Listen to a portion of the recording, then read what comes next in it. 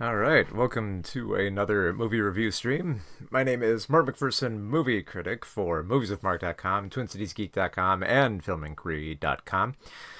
Well, we're now in the month of June, so we're well on our way through the summer movie season, and we've got a few big ones to talk about here. We're obviously going to talk about the two new films coming out this weekend, which include Ballerina, a spin-off to the John Wick film, starring Ana de Armas. I always mispronounce her name. So we'll be covering that latest film. We'll also be covering Wes Anderson's new movie, The Phoenician Scheme, which opened up in limited release last weekend, and it's expanding this weekend. So two early reviews here. And we'll also be covering Pee-wee as himself, the documentary that was just released about 2 weeks ago over on HBO, which reveals quite a lot about Paul Rubens before his death. So, we got some two early reviews this week, and if you like to keep up with latest movies and all the latest movies that are coming out each weekend, be sure to like this video and subscribe to make sure that you're staying up to date on the latest films. Be sure to check out my Patreon too, where I am writing books on movie history, so that keeps on going. All right, got the plugs out of the way. Now let's talk about. Let's see, what should we start with? Start with the Phoenician Scheme. I feel like I might throw my voice out a little bit more when I start talking about John Wick. All right, let's see. Let's make sure I got all my notes up here.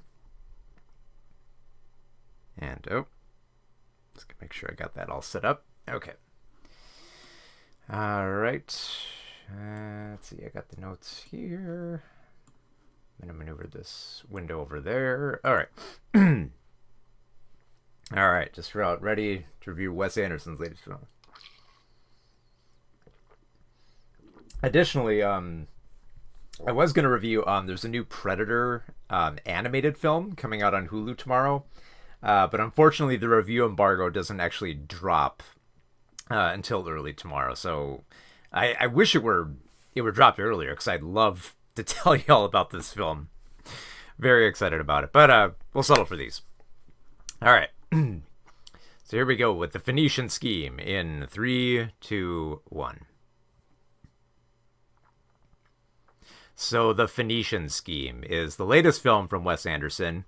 And it's kind of weird because this is like the second Wes Anderson film in a row that is about death. And I think this version, is like, Asteroid City was about death, but I thought it was very clever how it found ways to talk about it through like the format of a TV production play, which I found kind of clever. Like it was very overt and blunt at times, so I thought it was pretty unique.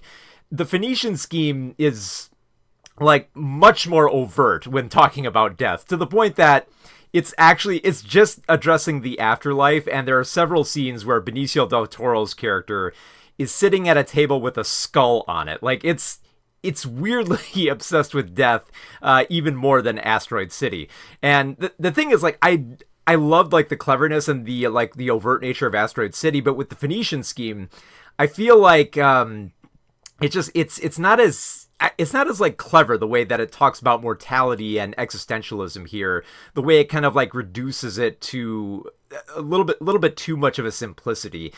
And I think that aspect just bothered me, just because it felt like there wasn't a lot of time to focus on that grander thematic element, as opposed to just focusing more on just like the pacing and the intricacy of this film. So the story of this picture is that Benicio del Toro plays Zsa Zsa Corda, who is this kind of like ruthless tycoon and businessman who manages several businesses, including many people who are working within this country of Phoenicia.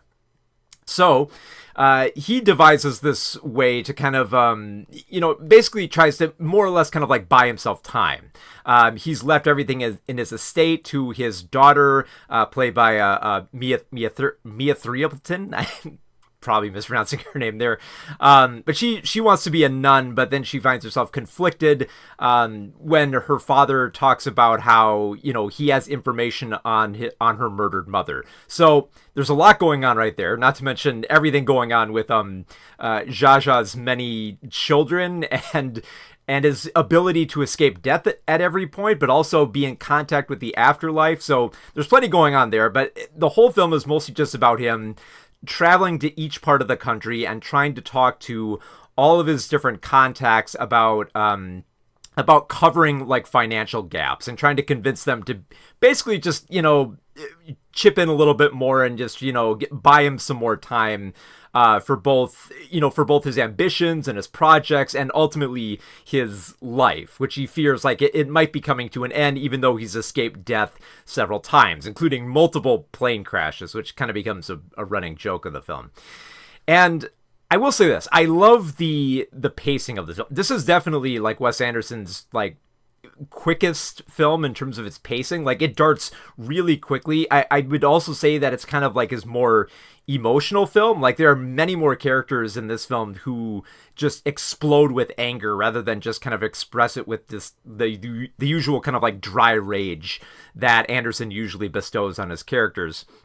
But because of that quick pacing, it feels like the ensemble here doesn't really develop so much as they're just kind of compartmentalized. Like there are a few characters that we follow. Like I do like how Michael Cera's character of Bjorn Lund, who's this kind of Norwegian bug expert who's brought on as a tutor, plays like more of a central role with Jaja Korda, and also starts obsessing with his daughter and has a little bit of a crush on her. I thought Sarah's character is probably the most interesting just because there's a little bit of a twist with him and he has like the most interesting development and he's dorky and he's kind of a loser, but he kind of knows it. And it's a very interesting character, I think, for Michael Cera in this film. But everyone else just kind of feels like they're just there for like their one cameo and then they kind of leave for a bit until everything just kind of culminates almost like inexplicably. Like Riz Ahmed is fine as Prince Farouk. He's pretty fun, especially when they get into the whole basketball scene with them and Tom Hanks and Bryan Cranston, which again, pretty funny scene, but it's just like that scene with them. And then you have, all the other characters here, like Richard Ayoade as Sergio, who's a freedom fighter. He's a lot of fun, but you only have like about 3 scenes with him, so I wish there were more of that. Not to mention you have Jeffrey Wright as this like kind of like eccentric investor who loves, just hanging out on his boat, and it's just like hey man, how's it going? Just wonderful little characters there. But then there's also just the film kind of like runs out of like stuff for the characters to do, so like a lot of like Wes Anderson's usual troupe are kind of like sidelined to these afterlife segments that are all kind of shot in black and white, meant to be a little bit surreal. And they're cute, I guess, for having, Willem Dafoe and Bill Murray playing God is kind of funny for the singular scene that he's in. And that's probably my biggest problem. Benedict Cumberbatch, I think, looks kind of cool as the big bearded Uncle Nubar, who's kind of like Corda's half brother. But everything is so compartmentalize, like almost to like a staggering degree of just trying to like maintain this intricacy of Corda's many operations and his finances and just keeping track of everything. I will say that I like the quick pacing. I like that it's able to, it doesn't linger or slog too much, but I also wish it would kind of pump the brakes every once in a while just to develop a few more characters outside of Benicio, Mia, and Michael. I think they're definitely like the most interesting characters, but I barely even had a chance to talk about Scarlett Johansson's character, which has a little bit of like a marriage plot going on with Corda, and it's barely addressed in the film. Like, because there's so many bases trying to be covered in this, with this intricate scheme and the finances and just, devising this kind of like utopia. And I do think like thematically it's interesting with Benicio del Toro's character trying to come to grips with, the fact that like, sometimes you have to pay your way in life and you can't just escape death at every turn. Sometimes you do have to like meet your maker, and sometimes you do have to be humbled at several points, which I thought was a great thematic focus. But the existentialism that gets touched on in here feels far too basic, and Anderson does try to like make the afterlife sequences a little bit more surreal, but I don't quite think like it's enough. It just feels like a series. I know that most Wes Anderson films are like this, but this more than any other feels just like a series of vignettes. Like, okay, here's like the nice scene with Tom Hanks and Bryan Cranston playing basketball. Here's the nice scene where, Riz Ahmed pulls up to Benicio del Toro's character. Here's Bill Murray as God. Here's Hope here's Hope Davis as Mother Superior. Here's Benedict Cumberbatch as like a scheming, half brother. And it's just like, okay, these scenes are fun, but there's not much of a build here, to the point that when you do get to the climax, which is pretty violent, it just, I felt kind of lacking. It's just like, okay, it's not bad, but there hasn't been like a lot of growth here outside of the smaller characters here, as opposed to, like I said, when you look at Asteroid City, I think it makes great use of its ensemble cast. There's growth on several points where it's interesting to just divert from story to story to story. Whereas with the Phoenician scheme, it's just one central story, just making little detours along the way, trying to find funny stuff for the rest of the ensemble cast to do. And as funny as it is, I wish there was a little bit more there. I will say this, though. This is probably the most violent Wes Anderson film, and not just because characters are running around with guns most of the time, but like the opening scene as someone get blown in half, like half their body just explodes. Not to mention there are scenes of like some people getting shot and they're like digging bullets out. There's a running gag with hand grenades, and you will get to see that hand grenade go off at one point. And just, yeah, there are lots of like little scenes that are fun, and I like the pacing, I like the intricacy. But, compared to Asteroid City, I don't think it's touching as much on like a deeper thematic level as I think Anderson usually does.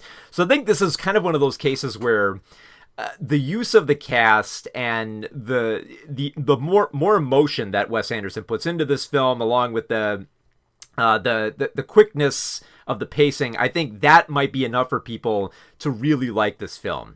But as for myself, I mean, like, I don't know, I kind of get hung up more on themes here, and this film, I think, just didn't deliver as much as what I got in Asteroid City. Because Asteroid City, clever usage of death. The Phoenician scheme, it's just a skull on a table. That's how blunt it becomes. Like, it's not a bad film. It still has its moments of fun, and I like Benicio del Toro's character. There is a lot of charm to like much of like the idiosyncrasies that Wes Anderson is usually known for. He doesn't disappoint on that front, but having seen a lot of his work, this is probably one of his lesser films, despite how much I loved how fast it was. And I think for some people, that might be enough, and that might be enough for some people who don't even like Wes Anderson films. They might appreciate a little bit more of that humanity and just like the vigor within it. I think that might be enough for somebody. But for myself, I just felt like this was kind of like a lesser version of Asteroid City. It has its moments here and there, but it's definitely not one of Wes Anderson's better films. So the Phoenician Scheme will be in theaters this weekend. And in a few markets, it's currently playing right now. Well, I guess it's Thursday preview week, so it's a Thursday preview of the week, so it's probably playing somewhere. But yeah, I guess if you really want to see like Bill Murray as God, that's film has that going for it. All right. So it's the Phoenician Scheme. And let me get the notes up here for Ballerina. From Les Weissman, the director of Underworld. And Underworld 2. And Underworld 3. And I think he wrote the other Underworld films. So, a little bit of change of pace there. Alright. And let me get the notes up here. Alright.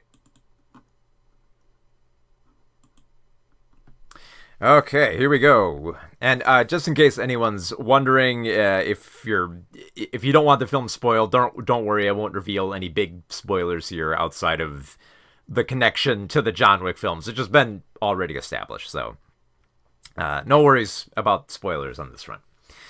Okay, so here we go with the Ballerina in 3, 2, 1. So Ballerina is a spin-off of the John Wick film series, taking place between chapters 3 and 4. So basically everything before all the big stuff goes down with John Wick in the final film. And I will say for being like a detour by director Len Weissman, who directed the Underworld films, this is kind of like a neat little way of like exploring more of like the John Wick world, because there's all the various sects and the different types of killers, and this one kind of explores more of the Ruscaroma of like the ballerina school that trains assassins, which we did see like a little bit more of in like in 3 and 4. And we see a lot more of it here, although it becomes more of a personal story for the central character of Eve, played by Ana de Armas. Now, the easy comparison I think that a lot of people are going to make with this film is, is a kind of like comparable to Furiosa, and how it kind of became like an offshoot of Mad Max and focused on a woman with like a more central arc and a desire for revenge. And it does have shades of that, and I do like that they take it in a different direction, even though this is written by Shay Houghton, who also wrote John Wick 4.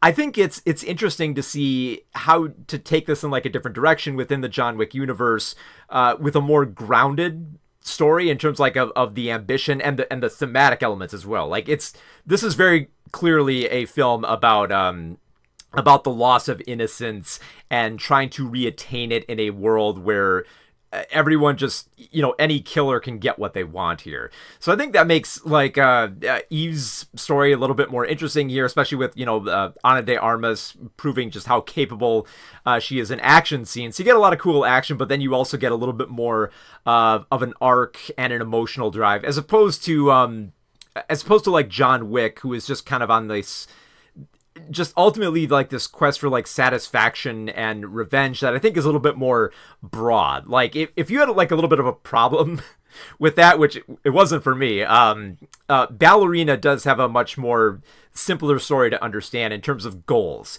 Like it's very clear that, they established that Eve lost her father when her father was gunned down, and she wants revenge, and the Ruscaroma kind of like took her in, managed by the director, played by Angelica Houston, who's just, so damn good. I love just her very surly attitude, just the way that she like intimidates and smokes cigarettes around her, and just always feels like she's in control. But you also get like a lot more familiar faces from the John Wick universe. Of course, like you have Winston, of course, played by Ian McShane again, who he has like a more tender nature to him in this film. I like how he kind of like helps out a little bit here and there. Then, of course, I think another actor worth mentioning here is the late Lance Reddick, who also appears as Chiron one more time in the John Wick films here. Doesn't really have much to do in this film, but it's nice to see him one last time, just to see that kind of that dapper demeanor to him when he's managing the Continental. And then of course you have Keanu Reeves coming back here playing John Wick. And if you were curious, yes, John Wick does play a bigger role in this film, as opposed to just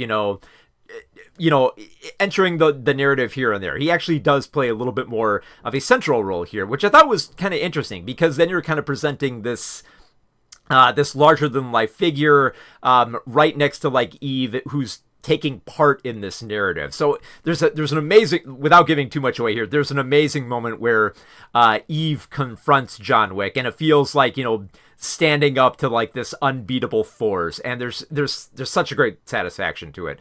But the central story, it more or less boils down to, Eve trying to get revenge, and then trying to, like, infiltrate this cult and save this girl who's been kidnapped. And it's a pretty, when you look at it on that basis, like, the story is not that, not that original. It's just like an action film where you're trying to save a little girl. You've probably seen tons of action films like this before. But what makes Ballerina so interesting is the fact that you can have that type of story and still work it within the John Wick universe with all of its hallmarks. So, of course, a lot of people go into John Wick films, they expect great action sequences here, and Len Weissman definitely delivers them. There's so many fantastic sequences of people using all kinds of weapons, and not to mention, like, a great sense of humor that's never too overdone there's always a little bit of humor in the action scenes here, but I think Weissman leans a little bit heavier into them. Not too heavy, but just to kind of like a clever degree here and there. Like, at one point, there's a scene that takes place inside one of the Continental hotels where they're having a shootout, and at one point the TV gets involved, and the TV just keeps switching between different slapstick type of movies in the background, which is cute. It's in the background though. It's not like, heavily focused. It's just kind of like a little neat addition there. There's also a great sequence where she's fighting someone in a kitchen and trying to grab at a knife, but the knife is under all these different plates. So it basically amounts to Eve just like smashing plates over this assassin, and they're all just, it's like a Three Stooges bit of just like, slamming as many blunt objects into each other until eventually they get to the knife. So there are so many wonderful scenes in this in terms of like just like the action, and that's really where it counts for most of the John Wick films. But I will say, like, the biggest selling point I think for this film is probably there's a great scene that involves flamethrowers. Two flamethrowers in a duel of flamethrowers in like a small town streets, and just the way that it's shot is just incredible. I love the way that it's just like they had the guts to have like a really cool scene with flamethrowers going up. Not to mention a lot of the scenes where Eve just ends up burning people, they hold on some of those shots for quite a long time. That they're really putting like their heart and soul into these action scenes here. Like they do not kind of like water them down for like a different type of John Wick film. Like if you're expecting a lot more of like that grit and wit that usually come with like the action choreography, it's still present here, and it's still brutal. And I think having a little bit more of like an emotional drive for Eve seeking vengeance and to preserve a certain level of innocence, I think it makes those action scenes a bit more interesting, especially with there's one scene in one of the Continental hotels where she is trying to fight off this cult but not kill anyone at the same time to kind of like prove herself. And it's very clever the way that she does, because like she's aware of the rules and she does want to break them, but she also abides by them where she can to kind of like move her way up the chain in order to get to this man who murdered her dad. So it's a fairly typical revenge story, but framed with all like the wonderful little John Wick hallmarks there. But also a lot more character, I think, went into like some of the action scenes too. Like in particular, I went over how like there's the flamethrowers, but there's also a great use of like ice in this film. Not just because like the climax takes place in a little snowy town with all these different assassins living in this village, but there's also an early scene at a nightclub where there's just ice all over. So you get these great scenes where like, she's almost kind of like trying to like skate on heels and sliding around and like taking like, the tools used for like chopping up ice and using them to brutalize her opponents. Just fantastic,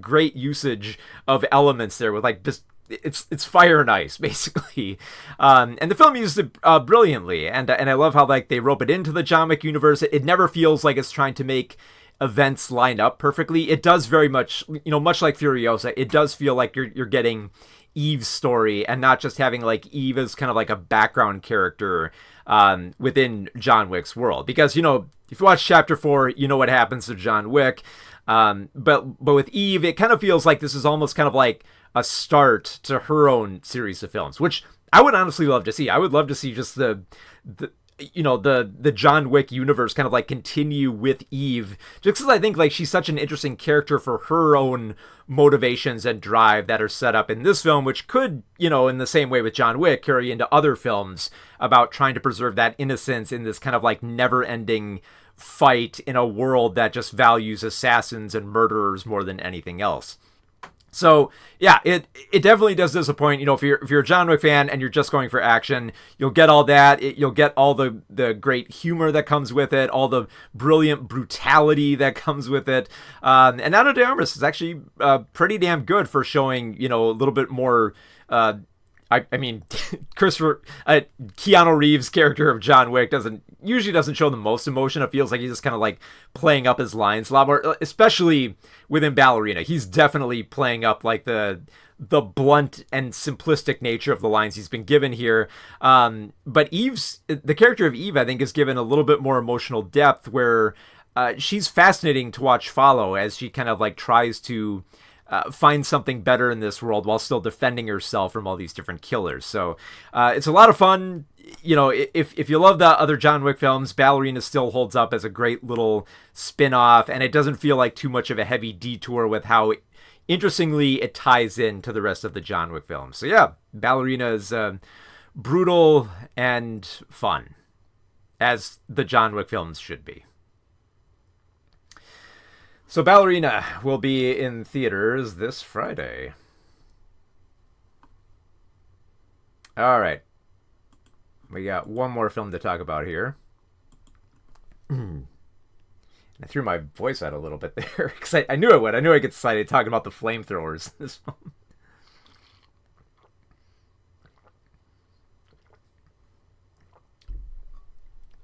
film. All right.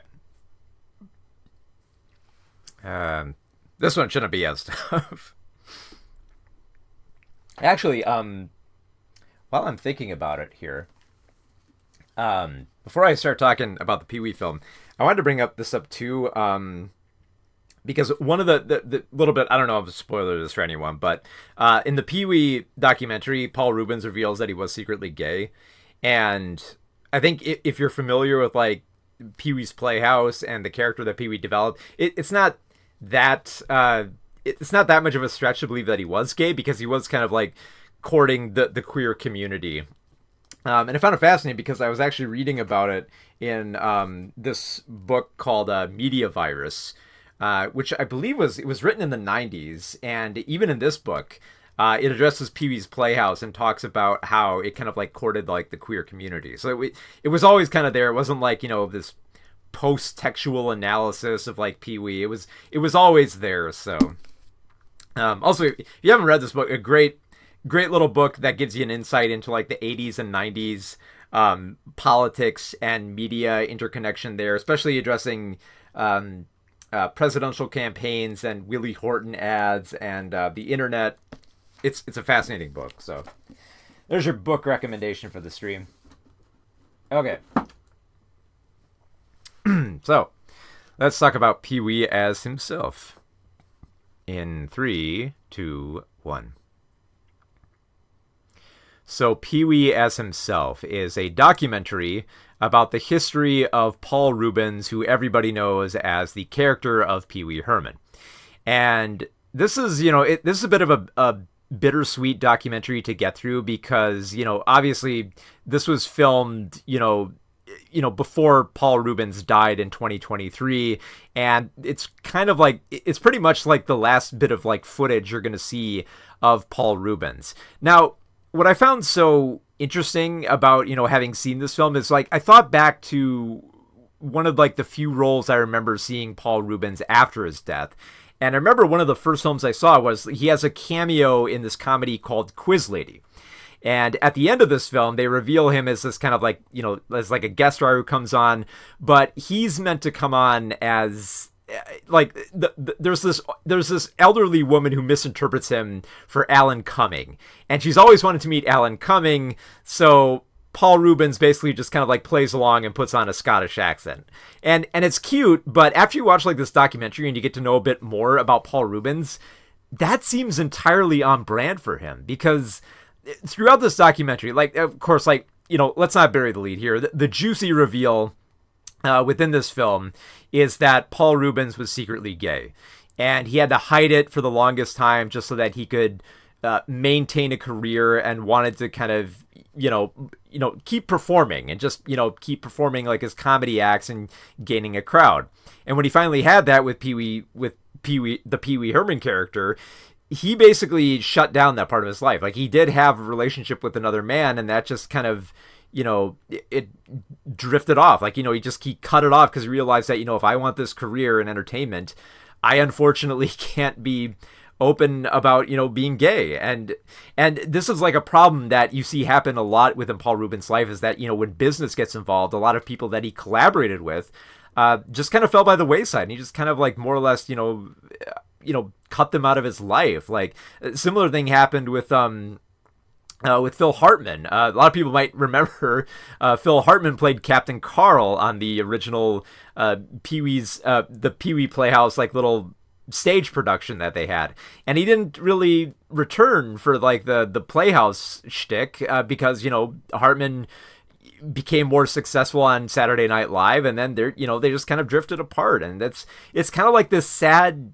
kind of wall that Paul Reubens put up for himself, and most like the history of how like Paul Reubens was caught in a porno theater, and that kind of like ruined his career. And then there was later the trial about him being accused of having child pornography, and even though he was proven innocent with an extensive investigation, there's still like that blotch that a lot of that's still attached to like his name, because usually whenever like Paul Reubens pops back, when he popped back up and stuff where he wasn't playing Pee-wee after that whole incident, there's still like that lingering thought about where did Pee-wee go? And it's like, oh yeah, that's right, he was arrested in the theater. Even though a little bit of like a factoid, for those who don't know, the fact that the fact that Paul Reubens got caught in the porno theater was not the reason that Pee-wee's Playhouse was canceled.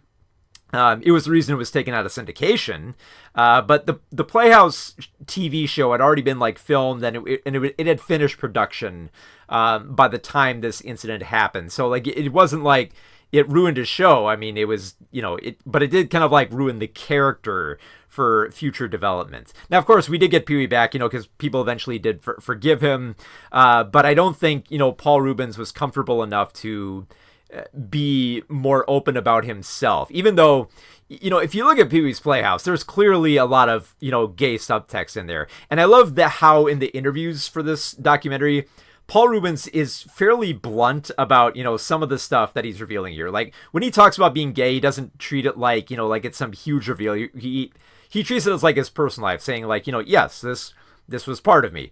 The same thing happens with Pee-wee's Playhouse. There are some people who are questioning like, oh, was there gay subtext in the show, with like the way that it was kind of framed with like the different characters and like the women and the different relationships and the oddness of it all. And Paul Reubens pretty much says, yes, there was gay subtext in Pee-wee's Playhouse, even though if you've looked at anyone's like media analysis on Pee-wee's Playhouse, it's pretty clear there's some queer acceptance going on in that show, which is pretty groundbreaking, for a Saturday morning show that came out in the late 80s. It was a pretty big deal. So very impressive, to see how all that was kind of like confirmed that, Paul Reubens was gay here.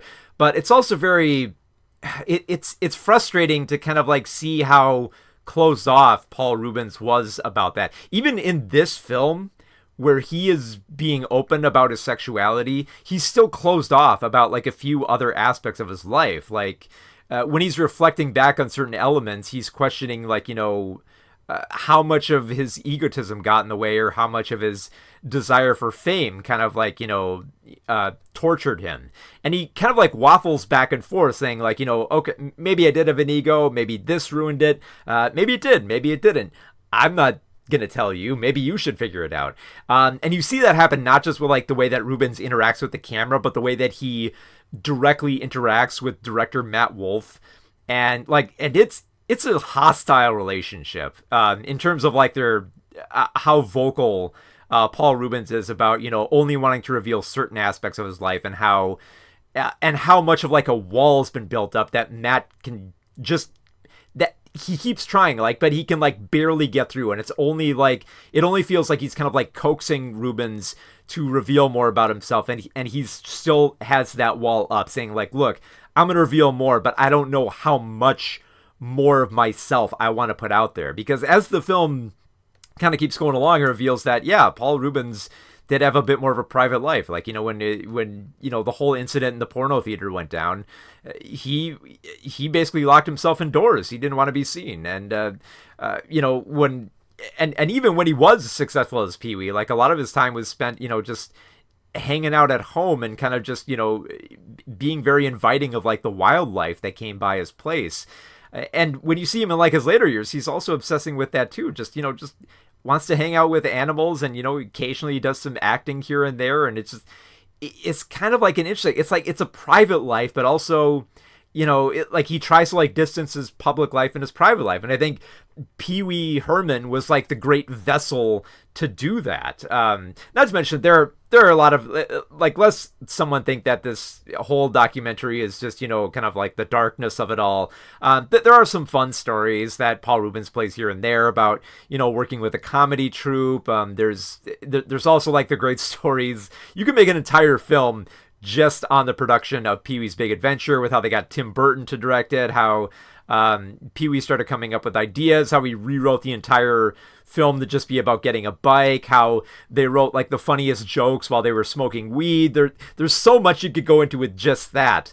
But I think it helps to kind of cover like not just one section of Paul Reubens' life and the Pee-wee character, but all of it, because it feels like you're only getting a little bit here and there from Paul Reubens, and it's just like everything is on his terms, like just slowly bringing out more of that private life as he feels comfortable with, and you can see the discomfort in his face when he's just not certain about what he wants to be truthful with and what he wants to just tell jokes about, and just kind of playfully mock Matt Wolf's attempt to just kind of get more out of Pee-wee for a documentary. Like he's very much aware of how this documentary is probably going to be seen, and is very paranoid about how he's going to be portrayed. And even in like his final days, when he's like on the phone with Matt, he's still paranoid, even up to like his final days, where it feels like, okay, now would be the time to be most honest. And he's still just kind of like,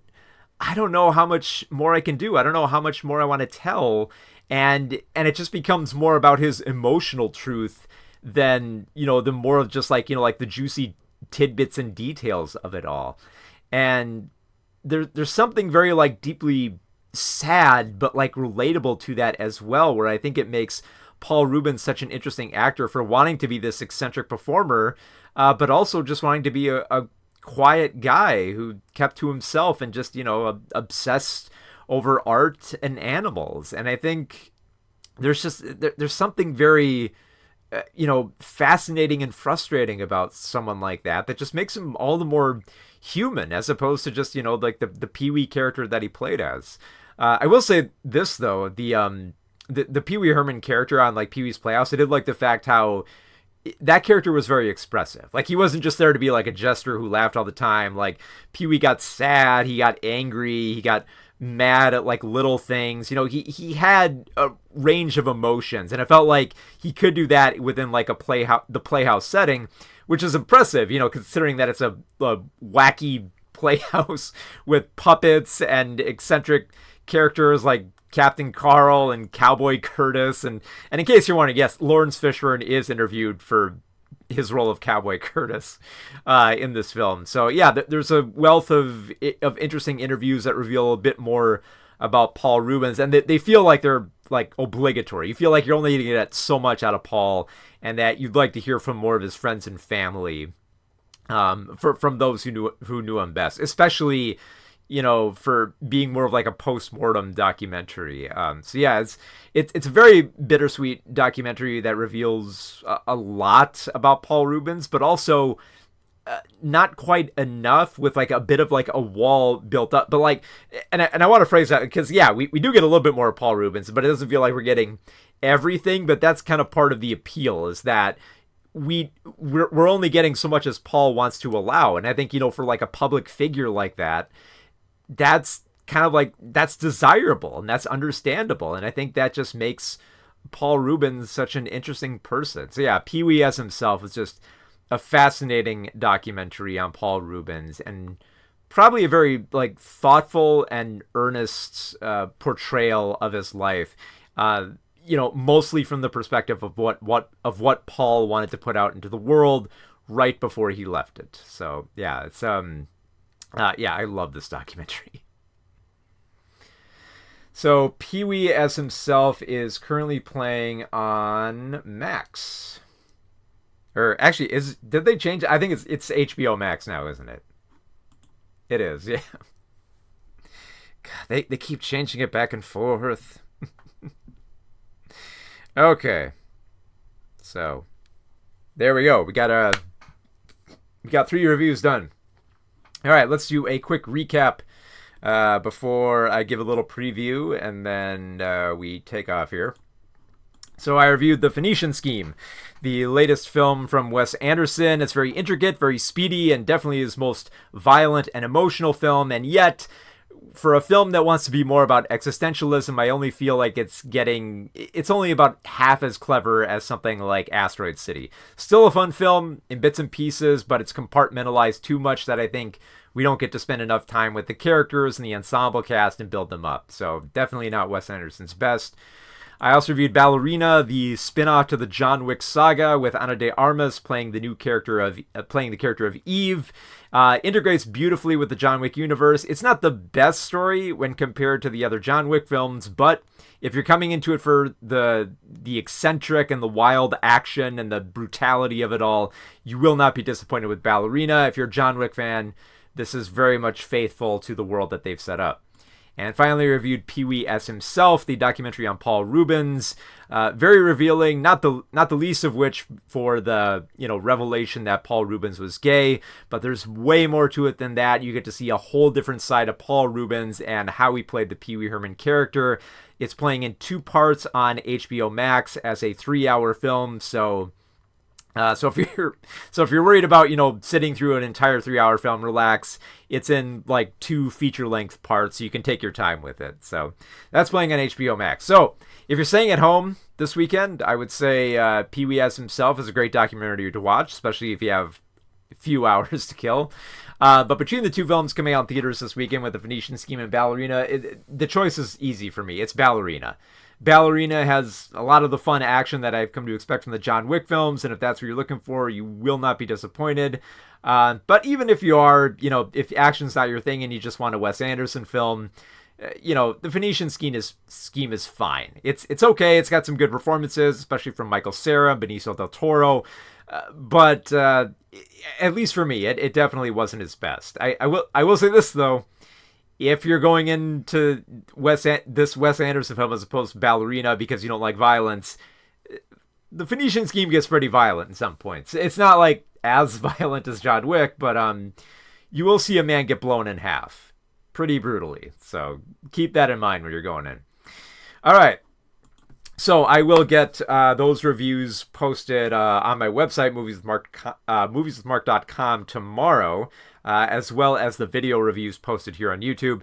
Also be sure to check out my website, movieswithmark.com tomorrow for the embargo to drop on the latest Predator film, not Predator Badlands. That's coming out later this year. There's a film that's coming out this Friday called Killer of Killers, which is a animated anthology, which, if you liked Prey, which shifted like the time frame and the environment for the alien predator, you're gonna love Killer of Killers. It's the same deal. But it's like from like 3 different times and countries within Earth for predators targeting humans. So if you like Prey, Killer of Killers is kind of like a sampler for all the other cool stuff you could do with a Predator film, and it's by the same director too. So that should be enough of reason to go check it out.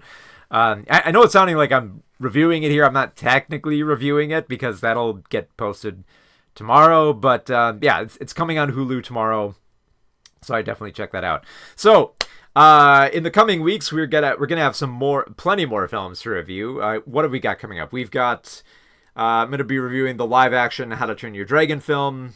Kind of got mixed feelings on it. It doesn't look that great, but it's also by the same director as the How to Train Your Dragon movies, so I'm kind of curious to see what happens with that. At least it'll be the same hands that have helmed the franchise, so it'll be interesting. I'm also going to review the latest film from director Celine Song, who directed one of my favorite films from 2 years ago, Past Lives. She has a new film coming out called The Materialists, with an all-star cast, which looks like a bit of a romantic dramedy. So I'm very much looking forward to that. I loved her work on Past Lives, and I'm very excited to see what she can do with a bigger cast. So we got all that coming up, and I think there was one other one I got. I think in the coming weeks, I do have F1 lined up, and I think... 28 years later, the next zombie film in the 28 the 28 Days Saga. That'll be reviewed in the next 2 weeks as well. So if you want to stay up to date on the latest movies this summer as they come out, be sure to like this video so that everyone knows about films like Ballerina and Pee-wee as himself, and be sure to subscribe so that you're kept up to date on the latest movies and hear about them as they come out. And if you'd like to support a little bit more, I have a Patreon as well, which you can find link in the description. And the Patreon doesn't just go to supporting making these videos; they go to help in making my books on movie history, which I'm currently writing a book about banned movies. I recently finished a book on Saturday morning cartoons, and if you support on the highest tier there of about $15, you can get a physical copy of that book, which I usually sell for about $25 to $30. So you're already getting a pretty good deal if you go through Patreon there. So yeah, so support on Patreon, like and subscribe for more movie reviews, and I'll be back in 2 weeks with reviews of How to Train Your Dragon, The Materialists, and 28 Years Later. I think the embargo will drop by then. I'm pretty sure it'll drop by then. If not, we'll reschedule. And perhaps a video review of Predator, Killer of Killers, which comes out tomorrow. So until then, I will see you next time. So have a good one, everybody.